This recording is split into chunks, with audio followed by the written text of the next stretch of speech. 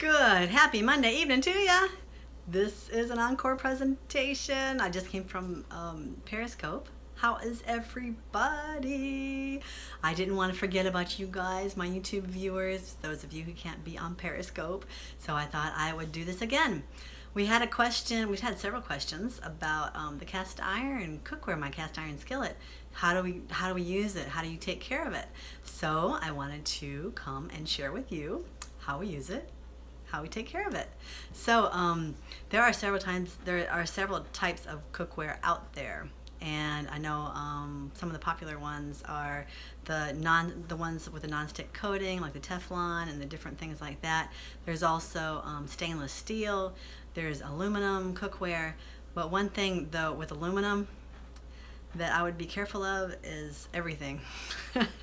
Throw your aluminum away because it is no good for you guys. The aluminum is toxic to your body and wreaks havoc on your nervous system, is associated with Alzheimer's, and just is not healthy for you. So having said that, the stainless steel is okay. They have done studies though saying that the nickel in the stainless steel could be not so good for you, and also stainless steel really is not non-stick. So that one we have the stainless steel and we use that, but I'd like to look into getting more cast iron, you guys, because cast iron, I really believe cast iron is the best. It's been around for a long time, and it's the old tried and true. You can't really beat it, really. It's the old tried and true. Don't laugh at me. Kind of like lead paint. Like lead paint, the tried and true. Lead paint's not tried and true. Lead paint's been known. Well, that's my point. Just because it's a little bit. It's tried and true, but it's got so many good properties. Man. Anyway, deity. So one thing about the cast iron is that it heats very evenly. It's heavy, which makes it a little bit awkward and maybe not so practical sometimes, but it heats so nicely. It might take a little bit to do it, but it heats so evenly, and the heat stays in the pan, and it's so easy to transfer food from your stovetop into your oven. And the iron in it, some people say that the iron in it, when it can get into your food, it actually can be beneficial to you, but I'm not so sure about that. One thing I do know though is that you have a far less chance of getting anything toxic by using the cast iron as you might with the other types of metals, the other types of cookware. And the non-stick cookware too, if you scratch it, or if it comes up off of the pan, that's toxic for you too. So having said that, I'm going to go ahead and show you how we season our pan. So I was getting ready, I thought this was like a recorded video. I was getting ready to turn it off, but I can't do that. We're live, folks. Yay! So I'm going to turn this around right like this, turn you around here, and click over here. Maybe, hold on. There we go. There we go. All right, so this is the pan. It's already been seasoned because I just was from Periscope, but we're going to do this again like I never have. Now, before you season it, you want to make sure that there's no food particles on it. And so that means if there is anything on there that won't come off, if you're seasoning your pan, if you want to start all over again, you can scrub it off. You can use a steel wool or whatever you need to scrub it off, a stiff brush. And then what I would do is dry it real well on the stove. Dry it with a cloth and then dry it on the stove. And then you're going to take some kind of oil. I know a lot of people have different preferences for which kind of oils they use. From what I have researched, I have Googled it, what I have researched is that flaxseed oil is actually the best for it because it makes a real nice slick finish and makes it more non-stick, and makes it really pretty. So we're going to use the flaxseed, but you can use other oils too. I suggest you don't use like the olive oil, and there's some others too, because olive oil, it does not do well heated up. It's better to use olive oil cold. So we're going to put some flaxseed oil in here and rub it in lightly. Lightly put that on, just spread it around there like that. And you can do the whole pan, the outside and the inside, but I did that already on the Periscope, so I'm not going to really do that again. but you want to make sure there's a nice light coating there. Coconut oil, people do use coconut oil. Mary, yes, and I've seen that. Some people say don't use it. Some people say you can use it. Did I use coconut oil? I did not use coconut oil because I saw in several places not to use coconut oil. That's one you need, I think you need to look that up, or maybe I will for you sometime. And see, for some reason I feel like it's not really a good one to use. I think they were saying the saturated fats are really not good for this. And then you've done that, so you're gonna take it and put it in your. Oh, Mary, that's good. I'm glad you did come, Mary, because you kind of missed the last one. So we're gonna heat our oven to 350. Make sure that you have some foil on there to catch any drips, because you don't want it dripping into your oven like it dripped on mine there a little bit. And then we're gonna take it and turn it upside down.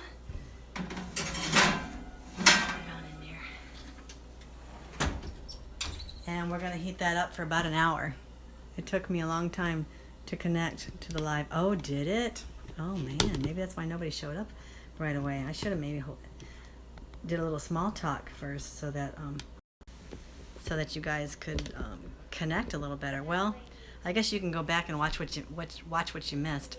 So, anyways, if you're just like you're not ready to season it yet, and you cooked your meal and you can't get the food off, I read too that if you use some coarse salt and clean it and scrub and just rub a cloth over the coarse salt, that'll get your food off. Also, I read that if you just put some water on the bottom of the pan and boil it just long enough to loosen up the food particles, and that's what I do. If I have things that are stuck on there, I do that. I put some water in there, boil it, and I use a wooden spatula and scrape that off, or even my soft sponge. I have a softer kitchen sponge that I used for that. Shh.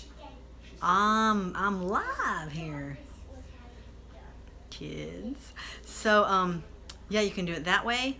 And then, but when you're ready to season it, you want to make sure that there's no food particles on there, of course. Some people say don't wash your cast iron, but then I do wash mine, because I think that's kind of like gross not to wash your, I'm gonna try to adjust this better. Not to wash your pans. I wash them with a mild dish soap. You know, it's not harsh. I use this kind. It's actually better for you anyways. It's not going through your skin and being toxic. I bought a Lodge pan. I was worried about the pans made in China. Yes, me too. I would worry too. That's a good point to bring up, Mary. I would not buy pans made in other countries. I would buy the Lodge, and Lodge is, as far as I know, it's the only company that makes cast iron in the United States. And I love them. I like that company. I like what they have to offer. I like that they pre-season their pans too. Let's say you saw a real nice cast iron pan, or a cast iron Dutch oven or pot in a thrift store consignment shop, and you've been really wanting a cast iron and it's kind of rusty, and you wanted to get it but you weren't quite sure about it. You can get that, and you just use that steel wool and just scrub all that rust off, scrub it clean, and do the same thing. Just season it like I showed you with the flaxseed. And then you might have to season it quite a few times. You know, what you do is you season it, you put it in the oven for an hour, then you leave it in the oven and let it cool, and then you just repeat the process over and over again, and until you get the finish that you're pleased with. And so yeah, and you know what? I didn't know that until I started like really researching this and thought, well, you know, I'd like to get some more cast iron, but I'm kind of afraid of what's been in it. But I just say, just scrub it real good and start all over again. Season it all over again. So I'm so glad that you guys are watching. Those of you who are watching live, and those of you who are watching our replay. My mom has a really old one that she wants to give me. Well, yeah, that's great, Mary. I'd take it if she wants to give it to you. I'd swipe it up. You know, I had a Dutch oven that I just last year I sold in our garage sale, and now I wish I hadn't. I wish I would have just taken the time to re-season it, to bring it back to health. So anyways, on that note, I think I'm going to go for now. I'm so glad that you guys took time to watch. Stay tuned for more. If you haven't subscribed to our YouTube channel, go ahead and subscribe. Why haven't you? So you don't miss anything. Hit that bell so you get the notifications when we post a new video, and so that you know when we are on live. Live. I like this. You're welcome, Mary. I like this live stuff. Mary and I are having a nice chit chat here. But anyway, have a good evening. We'll catch you later. And stay tuned. We're going to have not only a vlog coming up, but we're also going to have a Q&A video. And probably by the time you watch this, if you're watching it past this evening, Monday, June the 5th, it might be too late for this Q&A video, but stay tuned for more. We're going to go do a Q&A video hopefully this evening. And yeah, it'll be fun. You guys have a good evening. We'll talk to you later. We'll catch you later. And don't forget to live well and be strong. Adios. Caroline says adios. Live well and be strong. Honey, why don't you ride your bike over there and see what those kids are doing?